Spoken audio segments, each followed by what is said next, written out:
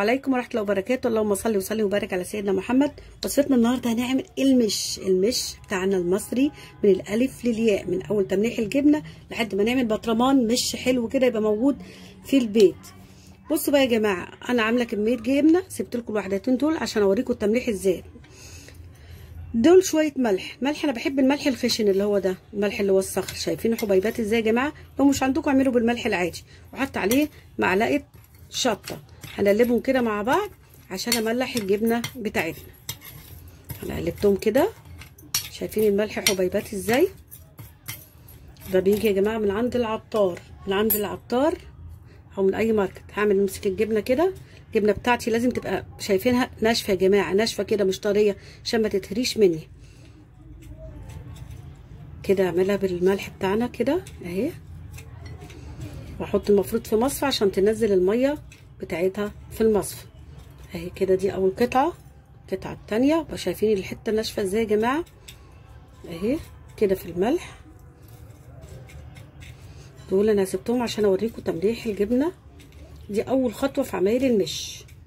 هنعمل خميره المش يا جماعه. اللي ما عندوش مش ازاي يعمل بطرمان بايديه كده يبقى موجود عنده في البيت، ياكلوا في اي وقت. وهي الجبنه موجوده عندكم، تشتروها حاجه فاضله منكم تعملوها بالملح كده وتحطوها، ويقعد معاكم بسنين، مش من السنه للسنه، بسنين. بس المهم ان انتوا تزودوه اول باول كده. يا كميه الجبنه كلها كده يا جماعه. ده بعد ما عملتها بالملح والشطه، دي هحطها في مصفى واحط الطبق ده زي ما هو كده تحت المصفى واسيبها لمده يومين. انا مش عايزاها تبقى ناشفه عشان ما تحجرش معايا، لا انا عايزاها تنزل بس تصفي الميه بتاعتها عشان ما تطراش وتتهري معايا في قلب المش. بصوا يا جماعه، انا دلوقتي ما عنديش مش خالص، عايزه اعمل مش. بقول لكم خميره المش دي المورته بتاعتي انا مجمعاها كل مساحه سمنه، حتى سايبه فيها سمنه، فبحطها في قالب واحطها في التلاجه. دي اللي هنعمل بيها المش. ومحضره انا دي فلفل احمر مضروب، انا سلقاه يا جماعه وضرباه فلفل احمر حراق اللي هو الحراق ده، وانا ضرباه في الخلاط. هنبتدي بقى اول خطوه نعمل مع بعض ايه. بصوا يا جماعه، انا هنزل كده بالمورته بتاعتنا دي كده واحطها كده عشان اسيحها في قلب حله. عايزه اسيحها تسيح، وانا قلت لكم كنت حاطاها في التلاجة، انا مجمعاها كل ما اسيح السمنه بتاعتنا اهي اقلبها عشان انا عايزاها تسيح واغمقها شويه. بصوا يا جماعه، شايفين المورته انا سايبه فيها سمنه ازاي؟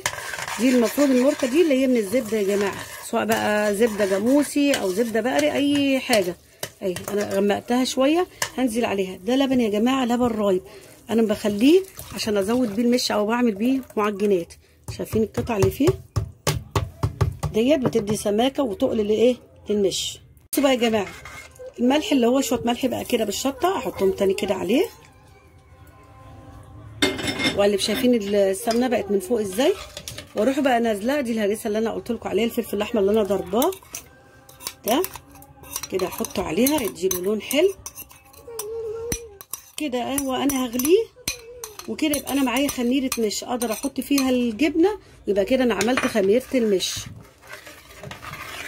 احنا عملنا خميره المش اللي نقدر نعمل منها بطرمان جبنه قديمه من المورته واللبن يا جماعه اللي هو الرايب. اقدر كده ان انا اشتغل فيه. عايزه اقول لكم ان هي الجبنه لما بيقعد المش بيتقل وبيفور. طيب انا هعمل ايه بقى؟ دي معلقه، بص معلقه ترمس اللي هو البلدي بتاعنا المر، احطها بتساعد على ان ما يبقاش فيه اي حشرات او اي حاجه وحشه يعني الحمد لله، ويفضل المش بتاعك نضيف على طول. طيب دي الجبنه بقى بتاعتنا بعد ما انا سبتها يومين. شايفين بقت ناشفه ازاي؟ وبالشطه احطها زي ما هي كده. اهم حاجه ان ما يبقاش يوصل لها اي حشرات تقف عليها عشان يفضل المش بتاعنا نضيف. في حاجه بقى انا هحطها من عندي يا جماعه. طبعا انا عندي مش قديم، ده المش القديم بتاعي، مش عارفه الكاميرا جايبه جمال لونه ولا لا، فانا عندي مش، فانا هحط. انا بقول لكم كده بقى عندكم خميره تقدروا ان انتوا تعملوا منها المش. دي خميره مش خلاص. لو ما عندكوش المش دوت تقدروا تشتغلوا بدي ويبقى عندكم مش. زائد ان انتوا تحطوا شويه برده حلبه حصى، يعني انا ما حطيتهاش، حطيت بديل ليها اللي هو الترمس ده المش. شايفين لون المش ده بتاعي؟ انا احط المش دوت عليه لان هو ده موجود عندي. قلت لكم لو مش موجود خلاص تقدروا، دي خميره تقدروا تعملوا بيها المش. احطها بقى كده المش بتاعنا ده، بسم الله ما شاء الله. شايفين فيه فتافيت جبنه ازاي؟ حطيتها على المش. خدت شويه من المش اللي عندي يا جماعه. انا بدي كل ما بعمل مرته بروح عامله نفس الكميه يعني الطريقه دي ومزوده بيها المش بتاعي وهو بيتقل وبيفوق. وادي الجبنه بتاعتي انا احطها كده فيه عشان احطها في البطرمان. انا عايزه اوريكم الشكل كده. شايفين الجبنه ما شاء الله ما شاء الله، اللهم بارك اللهم بارك. واي كميه جبنه عندكم موجوده تقدروا تحطوها. سبته يا جماعه بارد. شايفين شكله؟ عايزه اقول لكم اللي فوق ده السمنه اللي هي ساحت، كل ده بتدي طعم المش، وبعد كده مش هتبان. هبتدي بقى ان انا احط في البطرمان بتاعنا.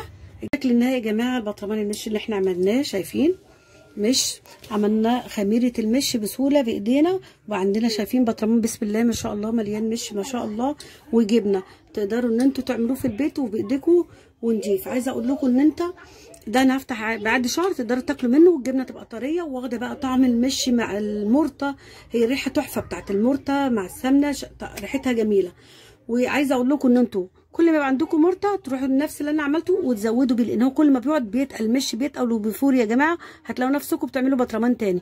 وان شاء الله اللي يتفرج على الطريقه بتاعتنا ويعجبه تعملنا بلايك واشترك في القناه ويفعل الجرس عشان يوصل له كل جديد.